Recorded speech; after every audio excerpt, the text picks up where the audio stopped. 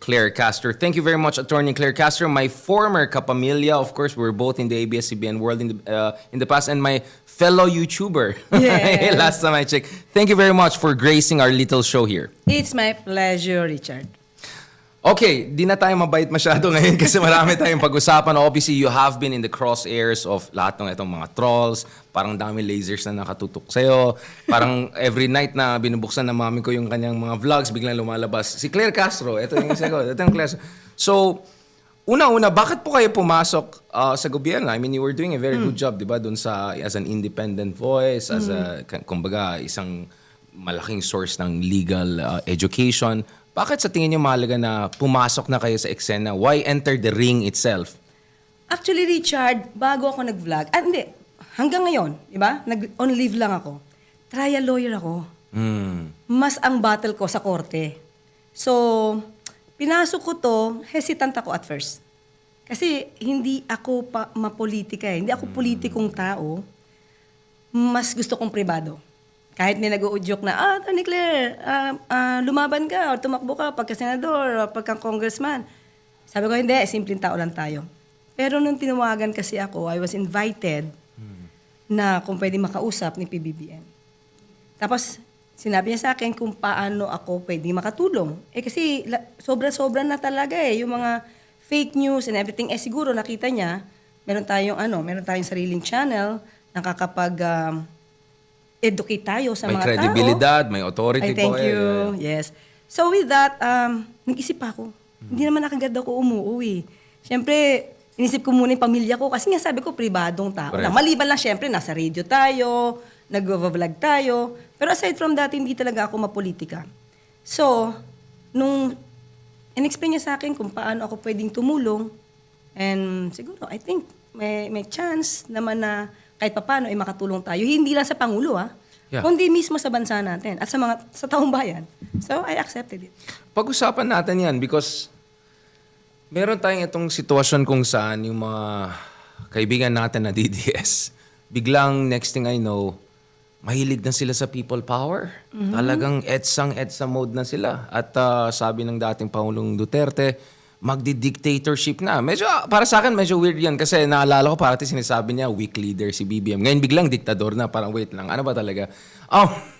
Sa tingin niyo ba nagiging ridiculous na ito? Nasa sobrang naging ridiculous na itong mga attacks na kahit isang neutral na pribadong mga mayan katulad niyo na kailangan na magsalita. It just happened na itong plataforma niya ngayon gives you the kind of voice na kailangan niyo to push back. Noon naman, siguro pa konti-konti lang nakakapansin sa akin. No? Hindi naman kasi, wala pa ako sa gobyerno. Pero syempre, tinitake up ko na yung issues.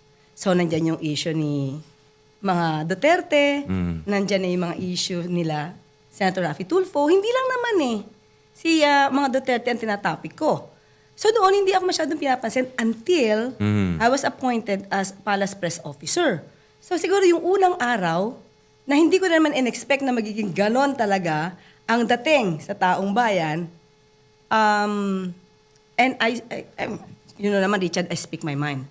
So kung ano yung alam ko, ano yung alam ko, at dapat lagi itong may resibo. Correct. So with that, siguro nakita nila, threat ba si Atty. Claire sa magiging goal namin against the government and against the president? So siguro yun yung nakikita ko na kasi kami, ang laban namin is against fake news. Sinasabi namin, ito hindi totoo yan, lahat yan ay lalo na yung mga palamura. Naku, huwag na kayo maniniwala sa mga ganyan.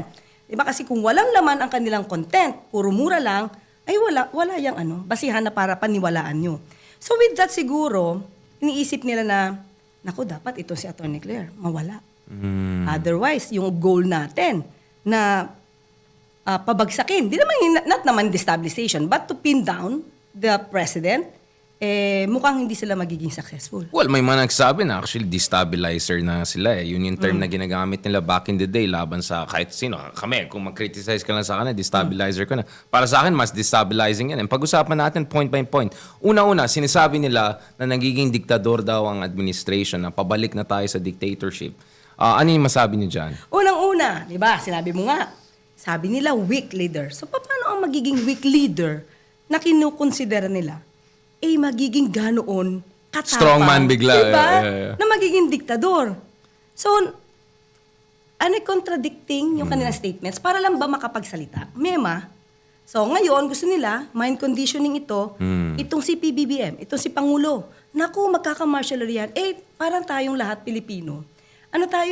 Allergic sa word na martial law. So, doon nila ginagawi yung kanilang mga pambabatikos, yung kanilang mga statements, para yung tao, teka lang, oo nga, baka nga magka-martial law. So, mangyayari niyan, magkakaroon ng fear na malamang, naku, ayaw namin ng ganito. So, hindi na kami susuporta dyan. Dito na kami sa kabila.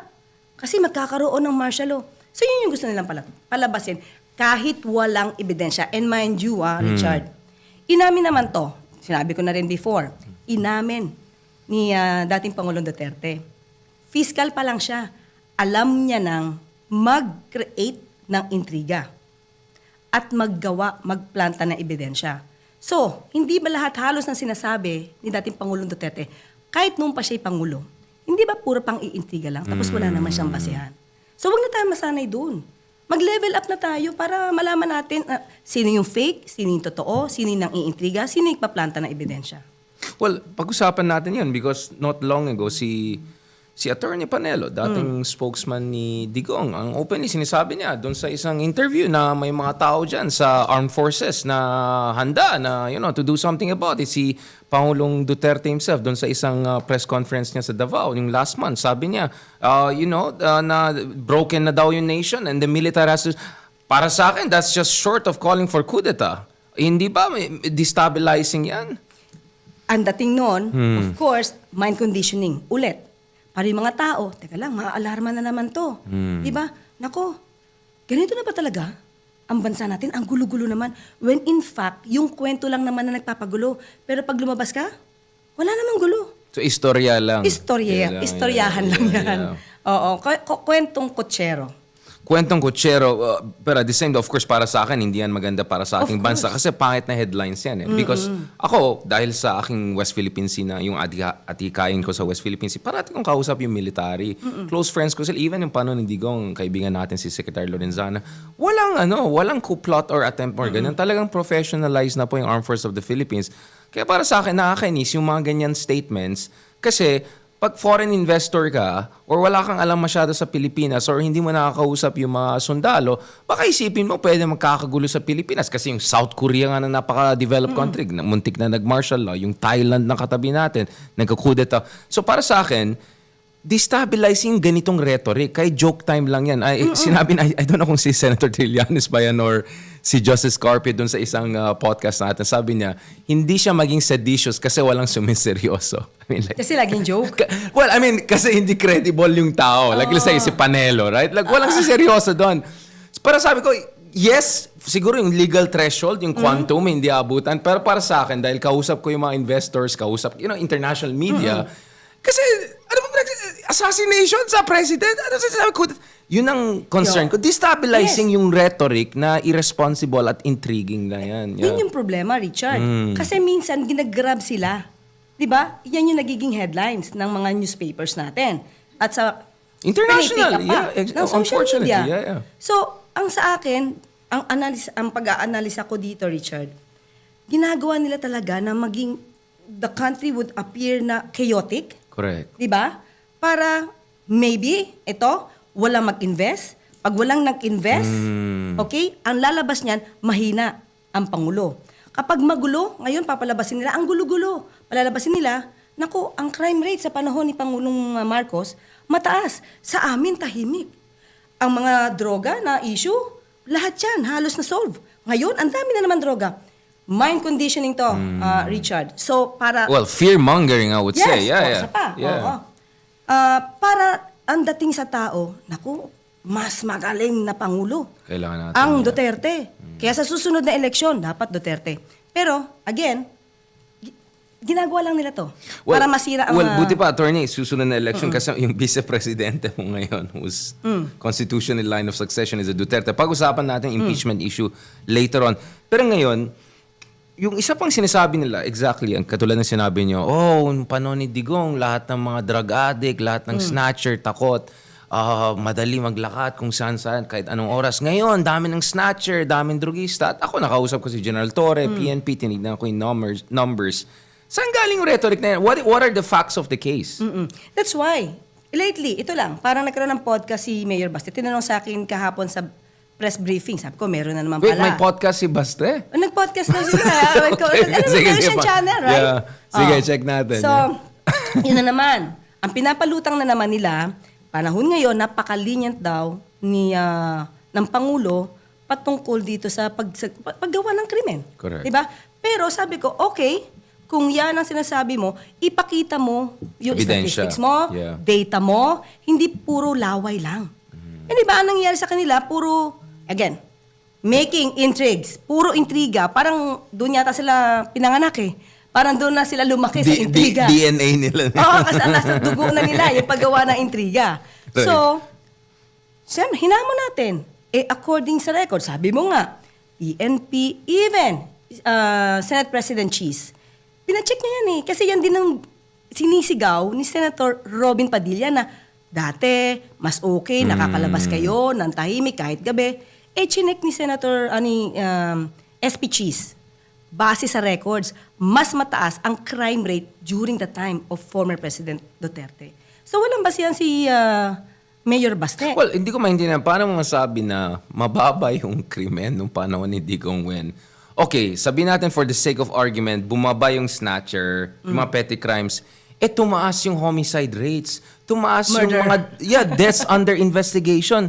Paano mo masabi na mas safe ang isang komunidad kung may 10,000 kang patay, pero mas kumunti lang yung snatchers mo? Para medyo... Petty crimes. Yeah, di ba? Dapat yung pinakamalaking crime ay homicide. Yung may mga namamatay under suspicious circumstances. Uy, pero alam mo ba, alam mo ba, pero si General Torre, di ba at the time nandun siya sa Davao City, chinek niya yung records doon sa Davao, yung mga blatter, mukhang nililinis.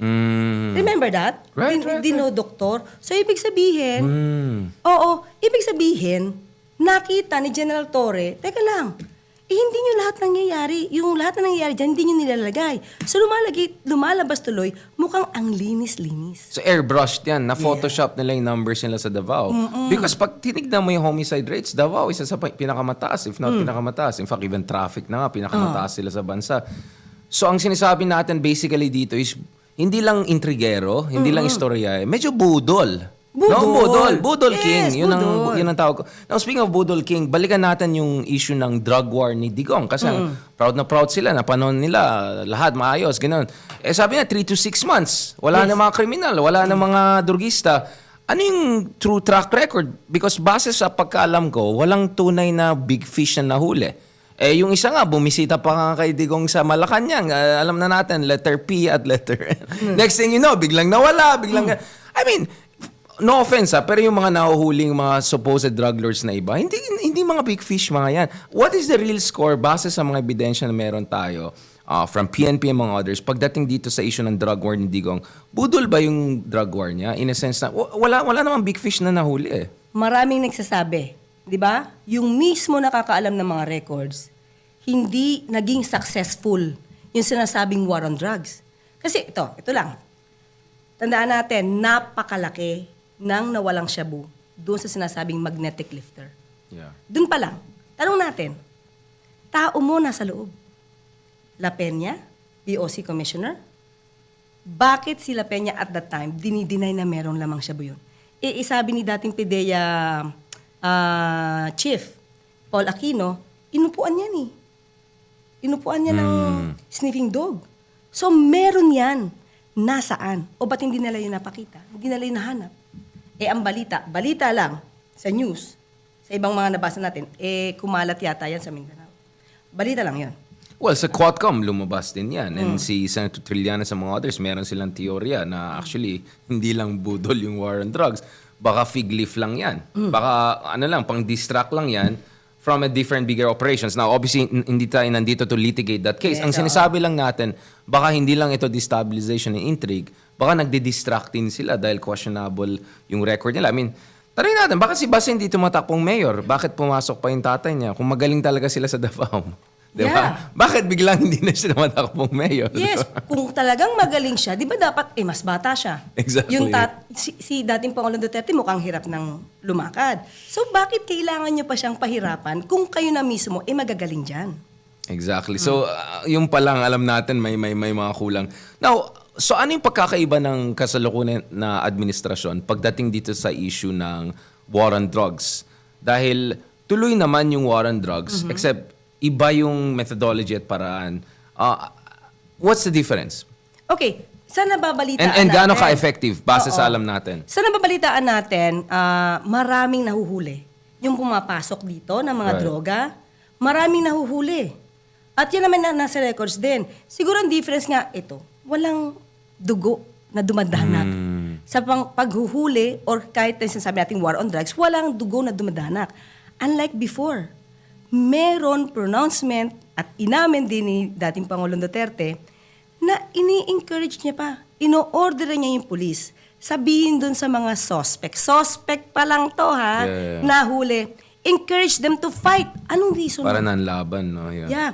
Pag in-encourage mo yan to fight, yung self-defense, kunwari ng mga polis, justify. Yun yung reason doon. Kaya encourage them to fight. The problem is, inaamin niya yung mga strategies niya. Labag sa batas yun. Imagine mo, pag polis ka, nahuli mo, idipusasan mo, ikulong mo, patrial. Dapat may due process. Sa panahon ni dating Pangulong Duterte, as compared today, walang due process noon. Pag ikaw ay pinagbintangan, suspect ka pa lang, wala pa talagang ebidensya, wala, kill na agad. Yun yung pagkakaiba. And sa tingin niyo mahalaga yung mga hearings, yung mga investigations na nangyari? Obviously, separation of powers, executive, iba yan sa legislative. Pero bilang isang attorney, bilang isang officer of the court, in the past or at least, sa tingin niyo mahalaga itong mga hearings na nakikita natin? Kasi kailangan natin pag-usapan yan in the context also of the Sara impeachment. Dahil doon sa Quadcom hearings, hindi lang lumabas yung mga alleged anomalies or anomalous activities sa ilalim ng pamumuno ni Sara Duterte sa Department of Education. Lumabas din yung mga allegedly, yung baho, yung mga anomalies, if not, really violent practices under the whole Duterte family. Kumbaga yung franchise nila, di ba? Again, I know you're speaking for the Malacanang, iba yung Quadcom, pero ano yung basa niyo on those As hearings? a lawyer. As a lawyer? As a lawyer. Hindi siguro malalaman din ng taong bayan kung hindi nagkaroon ng Quadcom hearing. Kung hindi nagkaroon ng hearing ang Committee on Good Government. Okay? Kailangan din ito malaman natin kung tinatago ito, especially the confidential funds. At the time of former President Duterte, minanggit ba niya yung tungkol sa confidential funds? Hindi daw nga siya magre-report dahil confidential yan in nature. Pero may guidelines, Richard. Yeah. Dapat yung sundin to. Hindi pwedeng sabihin na, confidential to eh. Hindi namin pwedeng sabihin sa inyo. That's wrong. May guidelines to. Kahit nga si Ma'am Heidi Mendoza eh. Yes. Alam niya kung anong guidelines. Hindi pwedeng walang report, tapos alias lang. So pag may alias ka, dapat may record pa rin mismo sa opisina. Ganito yan, Richard eh. Ang mangyayari kanyan, halimbawa, ako yung secretary na may confidential funds. Ang gagawin ko, di ba, SDO. Yung SDO niya, makikipag-coordinate yan kung sino man yung pagbibigyan ng pera. Right. Pero lahat yan, dapat si SDO may report. Yung kanilang chief accountant doon sa opisina, may report. Yung report nila na detalyado, nakasealed yan. Right. Hindi nila yan ibibigay sa COA. Ibibigay lang nila kung ano yung pwede nilang ibigay. Kapag ka na AOM or na red flag, parang gano'n, oy, teka lang, bakit ganito to? Doon nila ilalabas. Pero confidential pa rin yun, sa COA lang yun ibibigay. So ngayon dito, lumalabas, yung mga ebidensya nila, mukhang wala. Bakit? Sabi ni SDO, Gina Acosta, di niya alam. Wala siya alam. Chief Zuleika, Chief of Staff, Attorney Zuleika, wala siyang alam. Lahat ng accountants niya, walang alam. Mukhang nakakaalam lang yung pinagbigyan ng pera, saka si VP Sara. Mukhang dalawa lang. So, anong nangyari sa inyo? Anong klaseng INUTIL kayo dyan na wala kayong kaalam-alam pagdating sa pera? Sa tingin ko, mukhang yun na yung naging strategy nila. Don't tell anything. Yun basa ko. Well, mahalaga ito kasi ang konteksto din ngayon is yung isa sa mga pinakamalaking attack ng Duterte camp laban sa administration. At kasama din dyan yung mga ibang kasama natin na progresibo din, na well-meaning at well-intentioned is ina-attack nila yung GAA, yung General Appropriations Act. Ina-attack nila yung ayuda daw na issues, yung PhilHealth, among other things. Para sa akin, parang wait lang, if this is coming from the Dutertes, sila yung progenitor ng itong confidential fund. Well, before si Pinoy ay nagkaroon ng very limited confidential fund, and Office of the President yan, may threat sa kanya, pwede siya ma-assassinate. Meron na yan sa Davao, and yung panahon ni Digong, yung parang confidential fund ni Sara Duterte sa Napakalaki. Davao, talo pa yung Makati and Quezon City. For past 4 years na pagiging mayor niya, parang 460 million a year ang confidential So, funds. billions over the years. Yes, ang question ganito. Nung tinanong siya sa Senate hearing ni Senator Riza, paano mo ito ginastos? So, confident siya.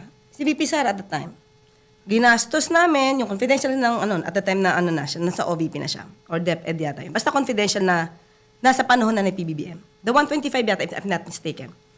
Ginastos niya sa libreng sakay, libreng tinapay, magnegosyo, something like that, di ba? Tree planting. Right. Okay, kung isipin natin, kung ganyan ka gumastos at inamin mo na pinaglaanan mo itong mga proyektong ito ng confidential funds mo, at the time na ikaw yung VP at secretary ng DepEd, di ganyan din kung paano mo to ginastos nung mayor ka. Hindi yun dapat. Modus operandi na yan, kumbaga, yeah. Hindi ang yun ang dapat pagkagastusan ayon sa batas. Hindi yun ang supposed to be na mga dapat mong bayaran using confidential funds. So, ibig sabihin nung mayor siya, May questionable practices na. mali na yung kanyang paggasta. Pero ba't hindi na question? Is it because presidente ang tatay niya at that time? Well, I'm sure matalinong yung ating mga followers, magigets nila ito 2+2 nila yan. Unless, of course, gusto maniwala sa alternative universe ng mga kaibigan natin dyan. Now, balikan natin itong issue ng Sara impeachment. Sabi ni... I rarely agree with this person, but in fairness, si Coco Pimentel sabi niya, only in the Philippines, it takes you 1 month na ma-interpret ang isang word na forthwith. Like, at sabi nga niya, baka buti nga 1 month eh. Again, bilang isang attorney, I know separation of powers yan. Klarong-klaro si President Marcos Jr. sa kanyang stance dito at saka yung respect niya for separation of powers. But as a lawyer, as someone trained in this, forget about, just going to English language. Ano po ibig sabihin ng forthwith? Immediately. Immediately. Pero kasi sa akin, ito view ko lang. Again, in your bahala. personal capacity as a legal mind, yeah. Siyempre, ang Supreme Court dyan, ang siyang may Of final say kung ano yung forthwith na pinag-usapan dito sa hearing sa impeachment trial. Kasi ganito yan Sa akin, may gray area siya. Kasi nakalagay sa Constitution shall forthwith proceed. Pero hindi kasi nakalagay doon during session. Kasi nasa recess sila. Diba? Parang magkakaroon talaga na, dapat ba sa recess, magtuloy-tuloy na kami? Diba pag recess ka, kailangan mo ng special session. So, walang nakalagay sa Constitution na even during recess, magtuloy. Immediately. So, may magiging So may kind of action gray area. Yes. Pero ang basa ko kasi dyan is pagdating sa Senado, yung recess refers to legislative functions. Pero ang function ng Senado ay hindi confined sa legislative functions lang. They also have function of oversight, they have to fiscalize. Pero wala rin sinabi. So ang sinasabi is the Constitution is a bit silent on this. So it provides room for interpretation. Yes. Hence, For Cheese me, Escudero. Yeah, of course. Kasi, di ba, kapag nasa recess ka, di ka naman makakapag-convene kung hindi magkakaroon ng special session na ipapatawag ng Pangulo. Kaya nga, di ba, pinupush nila magtawag na si Yeah, Pangulo. exactly. Di ba? So, paano sila proceed immediately kung kakailanganin pa nila yung isang special session na papatawag ng Pangulo? Dependent sila dun. Di ba? Is it dependent or is it passing the buck na ayun naman you're free not to answer me kasi pero, to be honest, kami sa labas parang basa namin diyan yung American term na buck passing. Uy, ayaw namin galawin yan kasi baka uy, Supreme Court, kayo mag-decision. Uy, President, ikaw mag-decision. Kaya Yes. sa iba, dereliction ng duty ng Senado yan. Kasi sa pagkaalam namin, ang Senado, hindi lang nila yung duty, yung legislative functions, kasama din dyan yung duties nila. Sinasahod sila eh. Yes. Hindi ko na alam kung nagpa-Fashion Week, Milan, kailan ba yung Milan Fashion Week? Hindi ko alam kung nagpa-microblading session yung mga kaibigan natin. Para sa akin, ang mahalaga dito is, you don't forget your constitutional duty. Saka, sabi nga natin, kung gusto, may May paraan, Pag exactly. ayaw, may dahilan. Ang sabi naman ng Pangulo, just tell me, you make a request. But, syempre si Pangulo, alam naman natin, hindi siya pwede mag-initiate. Yeah, of course. Hindi yun Respect magandang yan, yeah. tignan. Kasi sabi na, Pangit nako, tignan, yeah. si ang Pangulo ang nagmamadali na ma-impeach. Ayan naman, bibigyan na naman ng ibang kulay yon. So, sabi naman ni Pangulo, di ba, kayo mag-request, sabihin niyo sa akin, then, pwede naman akong gawin yan. Pwede kong gawin yan. So, ang hinihintay lang naman ng Senado. So, sabi nga natin, kung ayaw, may paraan. Pag-usapan din natin isa pang issue dito, yung may ni-raise si Senator Jesus Cordero na wala daw clamor. Again, meron akong problema sa argument ng clamor. Hindi naman popularity contest ang issue ng constitutional duty, di ba? Gawin mo yung kasi constitutional democracy po tayo. Hindi tayo majoritarian na kung sino mas maraming boto or popular, yun na yun. So, again, bilang abogado, para sa inyo, what do you feel about itong argument na clamor-based dapat ang mga ganitong issues na yan? Dapat ba you leave it to opinion, public opinion? Tingnan mo anong latest survey. Sinasabi ng survey na 40% for impeachment, 30%. I mean, I've seen some of the surveys, for instance. Nakausap ko yung na-interview natin, for instance, WR Numero. Meron silang survey. Ang interesting sa survey, ganito. Nung generic yung tanong na kailangan ba magkaroon ng impeachment trial, mga 20% lang undecided. And then nung naging specific yung tanong, kailangan ba magkaroon ng trial base sa case ABC, biglang 40% undecided. Ibig sabihin, the people still need to see a proper trial and the evidence and the counter-evidence and the litigation. Kumbaga, hindi dapat tayo umaasa sa clamor ng tao. Kasi yung tao actually umaasa sa gobyerno to do its job, including a fair and impartial trial of an important issue involving the Sara impeachment. Yes, ang tanong natin ngayon dyan. Bakit nga ba ayaw ayaw pa magpatawag? Kasi may timeline na si Senate President Cheese.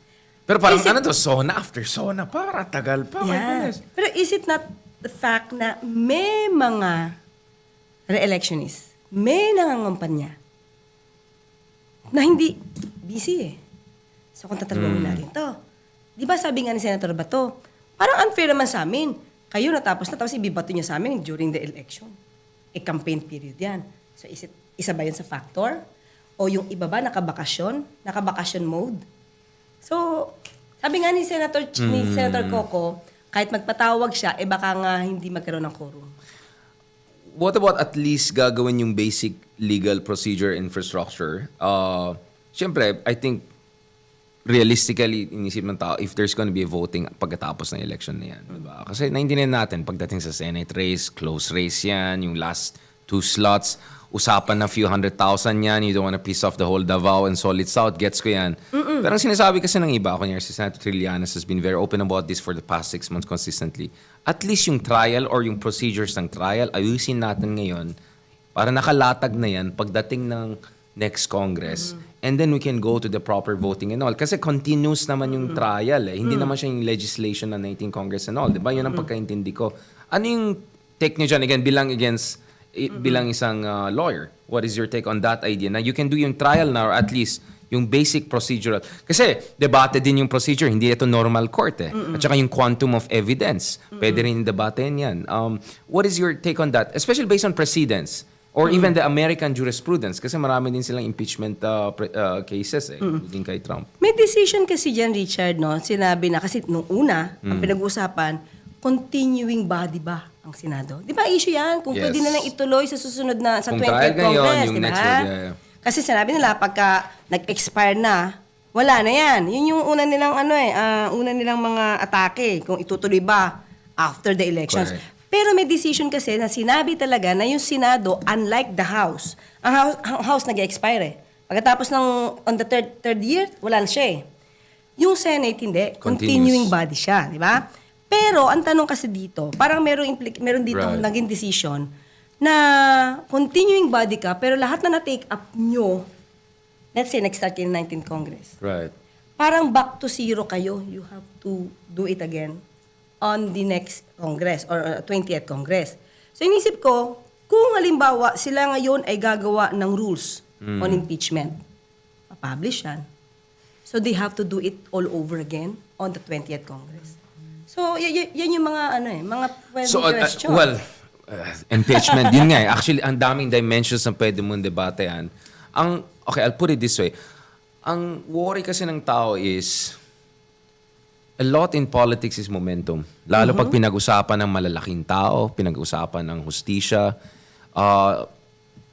it's the political wins and momentum. At may mga nag-aalala dyan na baka pag sobrang tumagal ito, baka mag-move on ng tao. And biglang usapan na 2028 na, and then kung popular pa rin itong VP to be the next president, baka biglang magdadalawang isip. Alam mo na, yun yung worry ng tao. Kasi, to be honest, Attorney Castro, isa sa dahilan na tingin ko, ang dami mga kabuduts natin na nanalo sa Senado, or dadami pa yata sila, is because ako naintindihan ko yung taong bayan eh. Sabi nila, ang daming hearings. Napakagaling ng mga senador dati. Vito Salonga, gano'n. Latin, Senado, gano'n. Pero hindi nila nakita yung outcome eh. Nagkaroon, by the way, speaking of corruption, Farmali. Ang dami nating hearing ng paano hindi kung ano nangyari, di ba? Hearing after hearing. Ang alam ko lang hearing na nagkaroon ng culmination is yung mga hearings si Senator Rizal Ontiveros. In fairness, kay Alice Go, something happened, na-cancel yung passport niya, na-expose siya as potential MSS agent. Yung sa Pogo, something happened, and kudos to the administration on that. So para sa akin, ang worry ko dito is baka lalong mawawala ng pag-asa or mawawala ng respeto or kumpiyansa yung ating kababayan kung puro na lang hearing.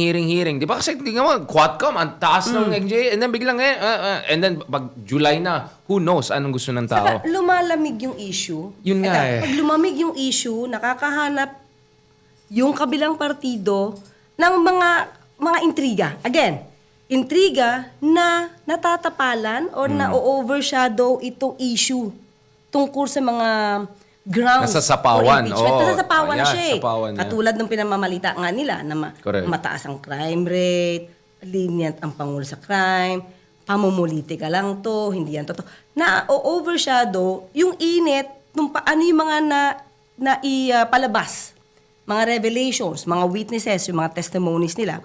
Na-overshadow siya na minsan nakakalimutan. Alam mo naman ng ibang tao, madaling makakalimot. Very cyclical. So, di ba? yun yung medyo nakakapangamba. Kasi baka Yun nga yung- biglang oo nga. mat-twist, no? Yung lahat ng pangyayari, yung dapat managot, baka hindi mapanagot. And nakita ka natin sa ibang bansa, lalo yung mga populist leaders, pag kinasuhan sila tapos wala nangyari, bumalik sila with vengeance pa, lumakas pa. Yung isa kakapanalo lang sa White House. So, yun ang sinasabi ko, di ba? Now, let's go to the final part of this.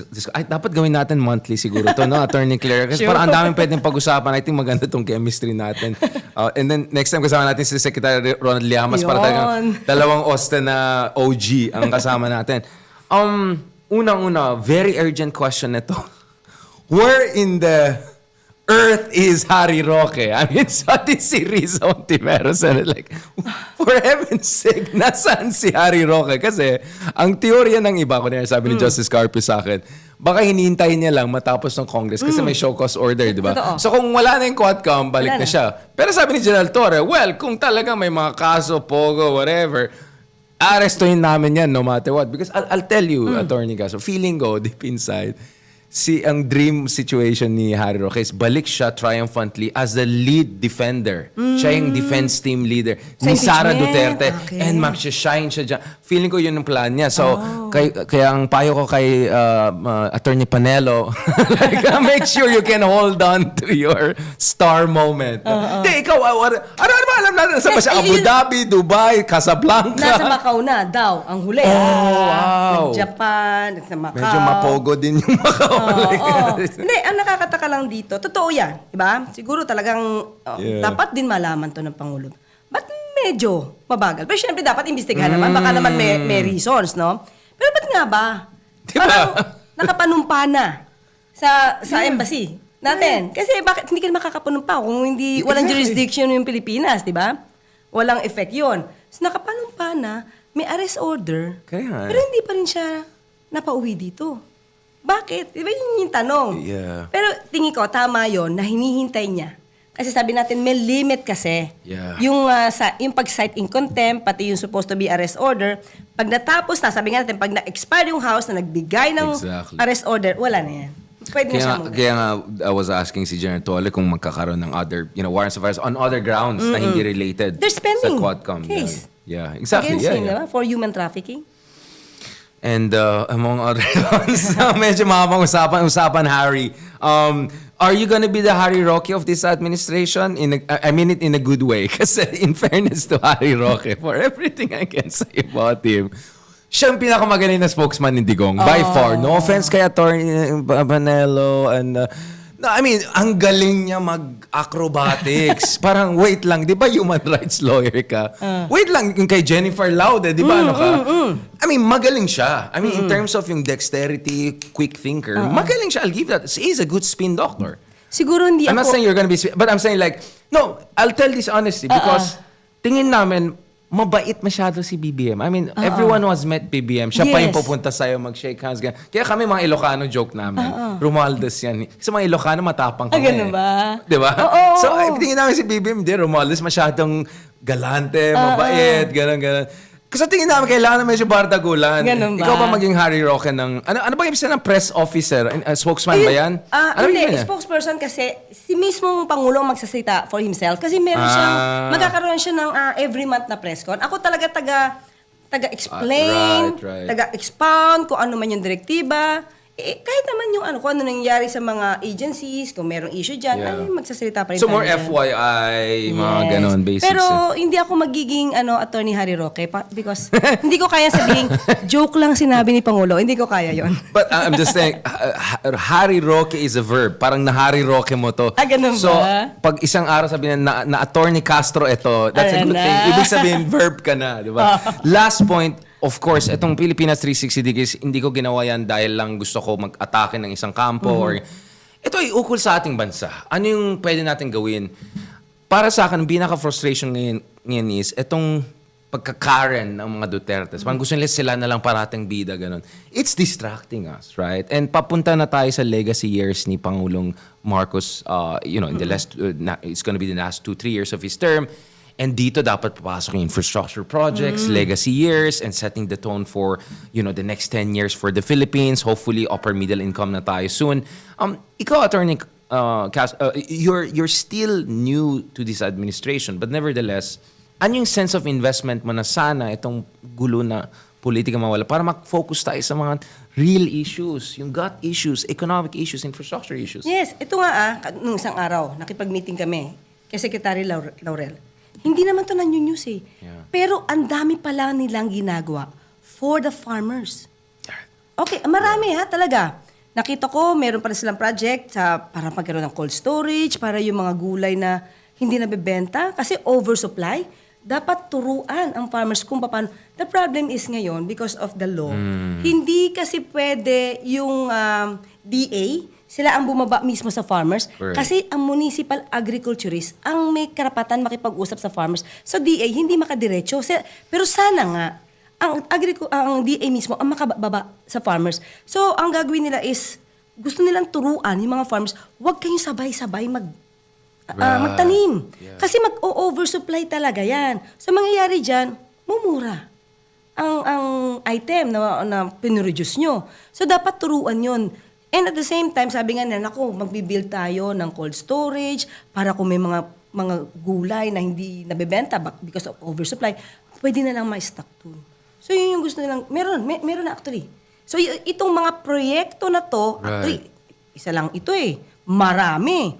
Hindi ito na nagkakaroon ng focus ang tao because sinasapawan Yeah. ng mga negative na issues. Intrigues. Especially ng mga Duterte. Lahat, every minute, parang may issues para masira. So yung kagandahan ng mga proyekto, di napapansin kasi minsan ang pipick upin naman talaga ng mainstream. Yeah. Yung intriga Yung mga magagandang nangyayari, medyo hindi siya napopokusan. Although nasasabi, pero hindi doon nagkakaroon ng usap. hindi na pag-uusapan. So, itatag ka eh. Sabi, you say anything nice about anong nangyari, pro-BBM ka, bayaran ka ng admin. Ganon na.